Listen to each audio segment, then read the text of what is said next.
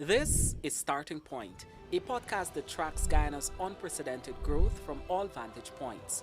Join your hosts, Kiana Wilberg and Fariza Hanif, as they dive deep into the heart of topical issues.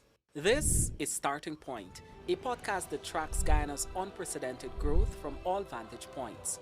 Join your hosts, Kiana Wilberg and Fariza Hanif, as they dive deep into the heart of topical issues.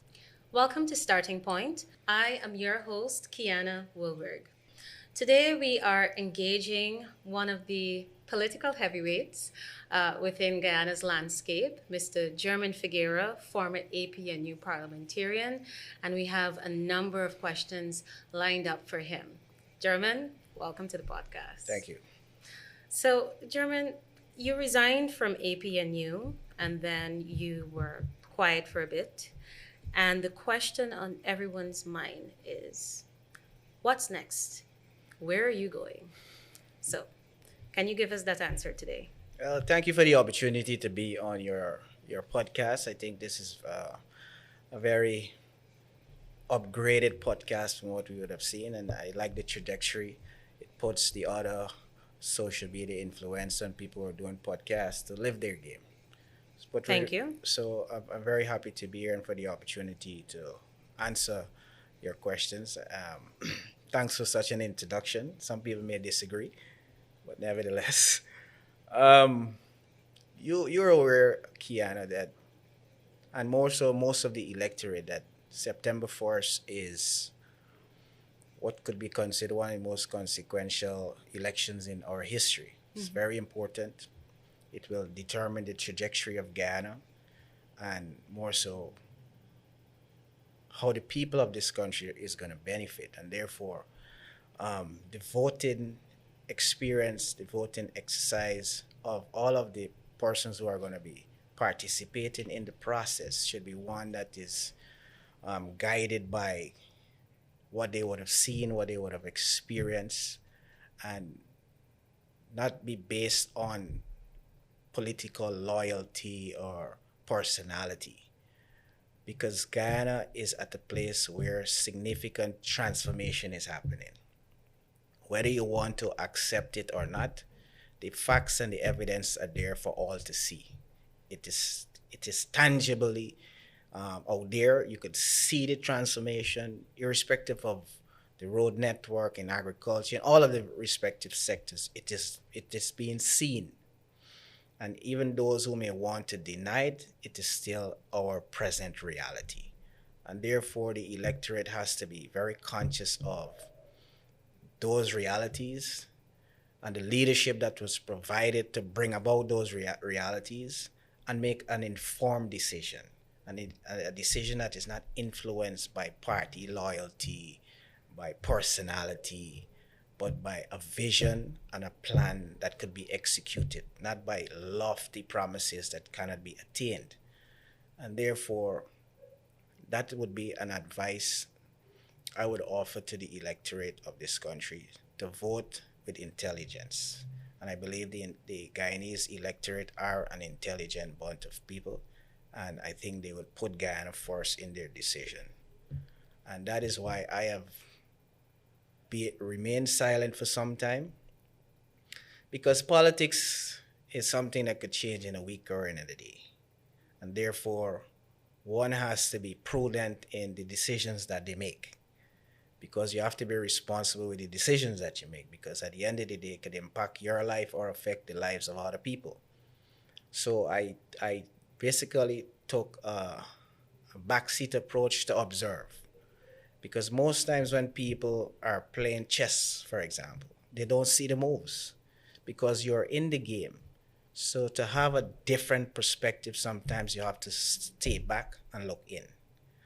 And it is from those observations and my own analysis of the politics of Guyana and where I would like to see my country go forward, I believe President Irfaan Ali, with some of his imperfections, like all leaders.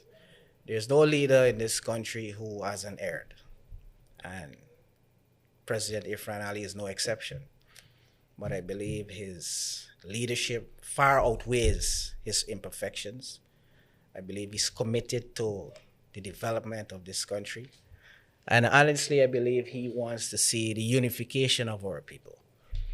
And therefore, I would say right here and now, point quite frankly, that I believe Irfaan Ali deserves to be given another chance to be reelected to office.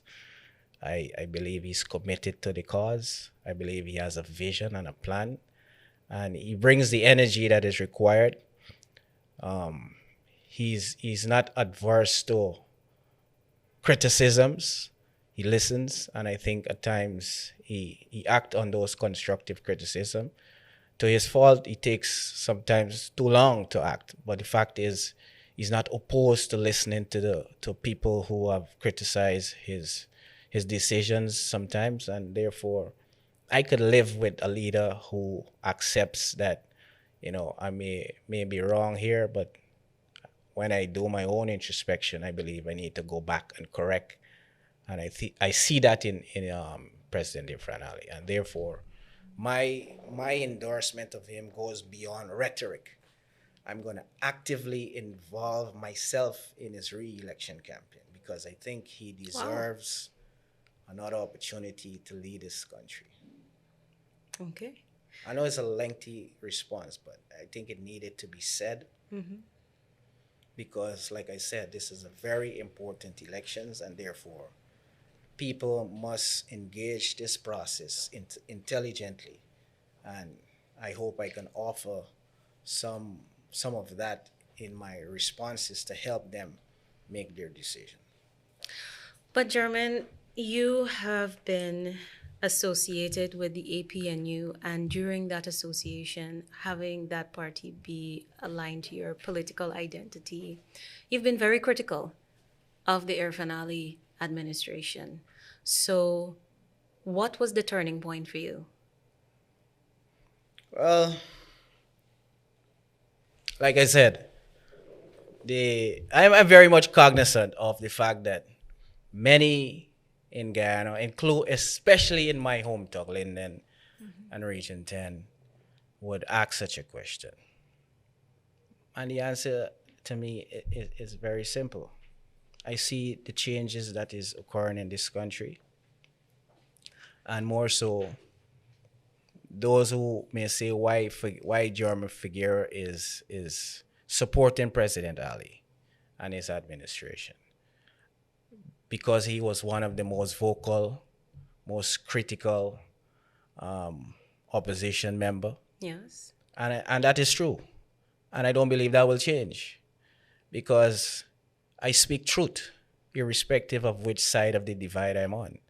And I believe my boldness and candor in speaking truth has landed me in many difficult situations. But I'm not deterred from speaking my truth, not deterred from being constructive in my criticisms, irrespective of my support to President Ali. I mean, I see him as a good young leader, and he will make mistakes. But I will not allow his office that he holds to deter me from saying, yo, I think this is wrong. This is what needs to be done. You don't have to accept it, but I will speak my truth. And I have seen him to be mature to accept constructive criticisms. So irrespective of where I stand in the political space, that has always been my position, to speak the truth, to be critical when I believe something needs to be done better. And I that is what I do. And that has caused me to be a simple handshake, for example. I see that as juvenile, immature. So when that was a decision taken by my party, I opposed it. So that has been my style, and nothing will change that. How has your support base, I mean, have you told your support base as yet that you are officially endorsing President Irfaan Ali for re-election? Have you told your family, friends? Has there been pushback? Of course, I am from the bedrock of support of the People's National Congress reform. Linden, to me, is like Port Morant for the PPP. So, and I have been doing a lot of work in my community. The people know me, and obviously some would feel offended by me because they know I have been forceful, very critical of the government in a lot of areas that I still believe more should be done. So obviously those are going to be some of the sentiments of some of the people closest to me. But I believe I'm making the right choice because this decision, I believe, will help to further the development and the transformation of my community and give the people of Linden more opportunities to strive and become economically independent, to be more educated, to get involved in business. And that is what I want. Absolute opportunities and the enhancement of Linden and Region 10's participation in the national agenda to be more pronounced, and I will lend my voice to that in every regard. But I like I said, Linden has always been close to me. The people love me there, so obviously they would be, some of them, they're more for me than those who are against me. I mean, my Do you tree. think they love you enough to accept your decision? Well, and to find favor with it. And the reason why I'm asking that is you said in your introduction that you are not just going to talk about re-electing, having President Irfaan Ali re-elected, but you are going to actively participate in the campaign to ensure that that becomes a reality. So how confident are you in your support base that they will come to understand, they will get over the offense, the heartache, if that's what they're feeling, and they will allow you to, exert that sort of influence to bring them into the PPP's camp? Well, there no support base is definite. People repose confidence in you as a leader, not by your words, but by your actions. And a lot of people in Linden have seen throughout the years how committed I was in giving service to them in my own endeavors aligning with the organization that I represent, in Parliament, in my role as chairman of the Public Accounts Committee. I have always been repping for Linden. Every issue of importance I have led from the front, and no one can deny that. So, except for Norton. well, I'm least concerned with Norton's opinion. Okay. I believe my footprint has been embedded into the community with the services that I have given. My entire life has been about service. I have been an educator for over 20 years. I've been in administrator of football at the Upper Denwar Football Association. And my work speaks for itself. The community knows me and they know the work that I would have been doing. So Mr. Norton has a right to say whatever it is that he wants to say. But Linden people can count how many times Mr. Norton has come. But I don't even want to waste time talking to him about Mr. Norton. I have said what I said with regards to my initial resignation statement. And I want to clarify something because I in that statement, some persons said that Figueira accused the PNC of being racist. Never in a million years will I accuse the People's National Congress organization of being a racist organization. Never. Because it's not. But the fact of the matter is we live in an ethnically divided country. And we have supporters of both political parties, the major political parties, which we all know is the PNC and the PPP, administration. And we cannot be naive to the fact that in both of the support bases of those two organizations, we have people who are inclined to have a racist view. And that is an undeniable fact from both sides of the organization. But the fact is, on both sides, the support base far outweighs the membership of the organization. The PNC has probably 30,000 members, but the support base far outweighs it. Likewise, the People's Progressive Party. And we have people who have racist tendency, and we must oppose that in every regard, because we must always strive to bring this country together, because that is what we must do as leaders. And we must condemn racism wherever it raises its ugly head. So I needed to take this opportunity to clarify that misperception. And I figure it's because I would have said I observe our party not repudiating some comments made by Dr. Hines, eminent Dr. Hines, political commentator, contributor. And I'm opposed to some of his positions he would have taken publicly. I believe in some regard they undermine the efforts being done to bring our people together. You could be black conscious. I am black conscious. But it must never come off as if you are hatred or against another race. Nothing is wrong with being black conscious.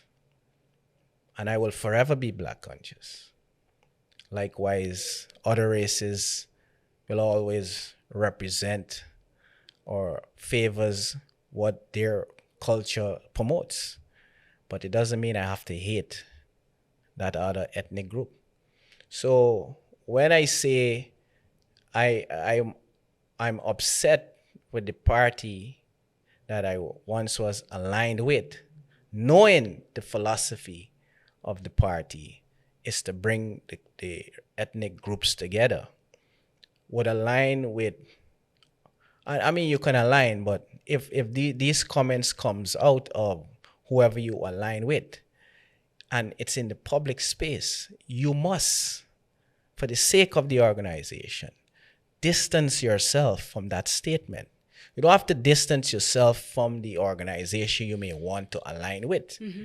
But the statements that may emanate out of that organization that you do not support, that you do not stand for, you are duty bound to reject those statements because it can affect the entire organization and the perception some may have. So I really wanted to, and I'm happy I had the opportunity to clarify that position. The People's National Congress Reform is a party that from its inception strive to bring the people of Guyana together. Likewise, I am seeing a more pronounced effort equally by the People's Progressive Party to do the same. And that is what we should strive as political organization and leaders in this country, either political, religious, the business community, to bring our people together. I want to take you back to the question, the earlier question, and that was your position that you will be an active player in the re-election campaign. You intend to be an active player in the re-election campaign of the President, Dr. Mohamed Irfaan Ali. Do you believe that you have enough influence or clout to be successful or to take that campaign to Linden, which has been a stronghold and which you have been a representative, a face of? Listen, I have said what I said, and I am committed to that. Mm-hmm. I believe President Irfaan Ali has been doing a good job, and I believe he should be re-elected. He has made mistakes, and those mistakes, I think, are minute with regards to all the achievements he was able to achieve in his presidency in all of the sectors. In some sectors, I believe more should be done and more can be done. Mm-hmm. But that in itself doesn't put me into the position to say he doesn't deserve another chance, because I'm of the view that he has done a lot to transform this country and take it to the heights it has been able to achieve in such a short space of time, and much more will be able to be achieved under his leadership. And I want to help in that regard. With regards to my influence and clout in the community, like I said, I have been doing a lot of work in the community, and a lot of people know the value that I bring and would have appreciated all of the efforts that I would have been bringing to the community in my service. So influence comes with people believing in you, people seeing that what you say you will do, and you're a man to your word. And some leaders, all they do is talk. I believe my demonstration of service throughout my tenure in the community as a community leader, as a national leader, has been exemplified by service. And some people appreciate what I would have brought to them in trying to bring relief, trying to enhance their life and make their businesses grow, their family lives better. People call me whenever there's certain events because they know I have a track record of going into the community and lend service even beyond us not being in government, with my own resources and the resources of the organization in which I represent. And that has been consistent even on to now. So they are going to have to make a decision for them. Everyone has their own democratic right to make a decision that they believe is in their best interest. Mm-hmm. And it is up to leaders to say to them, listen, this is what we are offering. This is what we would have done. And this is what we're saying to you we will continue to do. Here is our track record. Here is our opponent's track record. And like I said, I believe the electorate are intelligent people and they will make their own assessment. Some will vote on emotions. You can't deny that. Mm-hmm. Some will vote on popularity. But if you are serious about your children's welfare, you're serious about your own welfare, you're serious about your community's advancement and its development in all of the sectors, look at the comparative and make an intelligent decision and vote. I will play my part with regards to saying to the populace, this is why I'm saying this man deserves another chance. Mm-hmm. And I will articulate as I have always been articulating.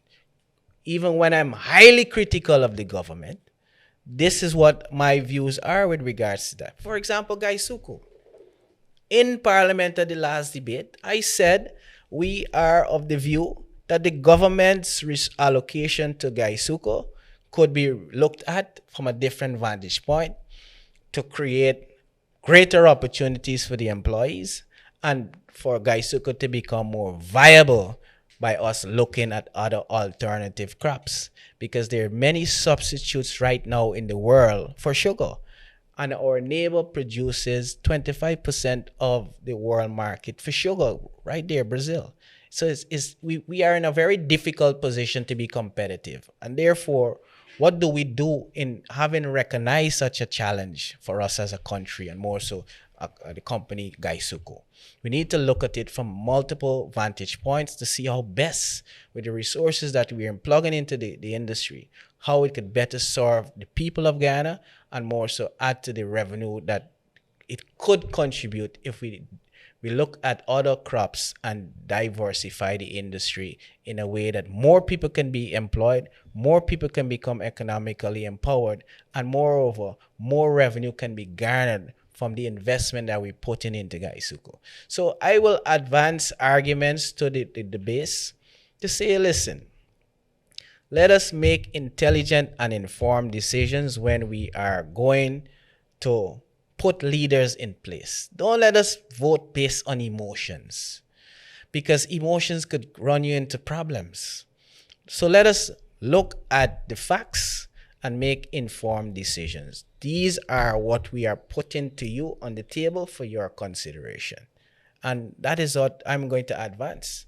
And if the people accept it, they will make their decision as they should as a democratic country. And that's their democratic right to choose whoever they choose to vote for. But every leader must advance a position and give the people options. And I will help President Irfaan Ali with the options that he presented to the people to ensure that he's re-elected. Jermain, to wrap up, I have two quick questions for you. When you made the announcement to exit the APNU fold, Norton indirectly said that, or he likened you to Judas. He said that you were not doing work in Linden, that you were neglecting your duties, you're playing softball in Parliament. We heard his side. What's your side? Guyana, I don't give Mr. Norton's opinion any weight whatsoever. He, in my view, with regards to what I would have done, is a clear example of someone who is delusional. Because my contributions in the National Assembly speaks for itself. My contribution in Linden speaks for itself. And the people of Linden and Region 10 and the people of Guyana knows the truth in that regard. So Mr. Norton is free to say whatever he chooses to say. It doesn't faze me. It cannot erase the footprints of service that I would have brought to the community and to this country. So it doesn't matter to me what he says. My work speaks for itself, and it is of service to the people of this country. Fair enough, Jermain. Now, we've seen the Win Party going into Linden and causing some attraction, some attention. What are your thoughts on the Win Party and what impact it may have on APNU's support base? Do you think they're losing ground, or do you think it's just that in itself is also an illusion? What are you getting from the ground? Well, I would comment to say that Win's entry into the political space is a true reflection of our democracy. But with regards to Win's visit to Linden, if it will impact the APNU's base, I believe the APNU and Mr. Norton can make their own assessment in that regard. That is how I would like to respond to that question, because like we have always said, the noise in the market don't determine the sale. But you noted in your response earlier that the Lindeners, that they have to make a decision based on their assessment. And what's your message to them as these different parties enter into the various regions and they make their pitches and so forth? What's your message to them with respect to this particular party?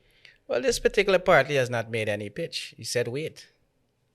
Well, it's been very soon and soon. No, listen. And diversified. Only two political parties have put some views or some of their visions and their plans for how they would like this country to be developed. That is the People's Progressive Party and the APNU. Win has not said anything. And like I said, it's not about emotions. It's not about the popularity contest. It's about a plan and a vision for the country. And as it is right now, we have two plans that is available to the electorate. Win is claiming that they will present a plan, whatever that is. I'm of the view, if you are running in an election and you want to be the head of state of this country, you don't have to wait for a plan to be written and presented. You run in for office. You must have an idea in your head from the outset. This is why I'm getting involved into the process, because I want to see improvements in these particular areas, because it is not happening. And therefore, I am availing myself to the electorate to be considered, because this is my vision for the country, for the people of Guyana. We are 44 days or 43 days election, and we are still awaiting what is WIN's plan. And you can't win without a plan. Yes, Because indeed. like I said, the electorate, in my view, is a very intelligent grouping of people who will make a decision. And the decision will be influenced by what plan is being presented before them. And as it is, one plan has been presented by this political party, the other plan has been presented by the other political party. I believe as it is right now, Irfaan Ali's plan is more superior. He has a track record of implementing his plan and his vision. And I think his plan will be to continue what would have started. And therefore, I'm of the view that I could help in that regard. And more so make the representation for Linden and Region 10 to be a part of the national agenda on a more grandiose scale, because I can lend my voice to that. And I appreciate the PPP's makeup having a civic component, and that is why you haven't seen me on any political list, because I don't believe you have to be on a list to make a contribution. As a citizen of this country, you have a civic duty to contribute if you choose to. And in that regard, that is what I would position myself and avail myself to be of service. Jermain, I want to thank you for participating in today's discussion. Thank you. Very eye-opening. So thanks again. And I'm sure that we'll be running into you later on this year for some more insights on Guyana's development from all vantage points. Yes, thank you. Thank you very much for your opportunity to be on your podcast. I think you guys are doing a wonderful job. But in closing, I wish to state that, the timing of this interview and the statement I will present to the public is no accident. I purposely waited until nomination of the list of candidates were presented, because I believe the decision which I have to make and will make is highly going to be based on service to my community, my people, and Guyana as a whole. I did not ask for any favor in this decision to support President Irfaan Ali. This is all about service to my community and to my country in whichever regard they see fit.